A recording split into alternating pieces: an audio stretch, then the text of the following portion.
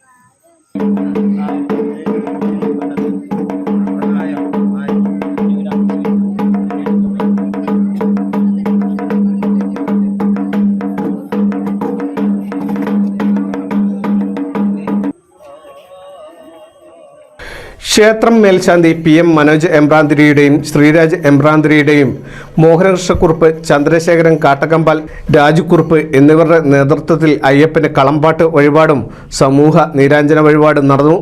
വിശേഷാൽ ദീപാരാധനയും ശുകുപുരം രഞ്ജിത്തിന്റെ മേളവും കളമ്പാട്ടിനോട് അനുബന്ധിച്ച് നാളികേരം ഏറുമുണ്ടായി. അരുൺ, കൃഷ്ണപ്രിയ, ആര്യൻ, വാസുദേവ്, ചെമ്മണി താഴത്തേതിൽ എന്നിവരാണ് വഴിപാടായി സമർപ്പിച്ചത്.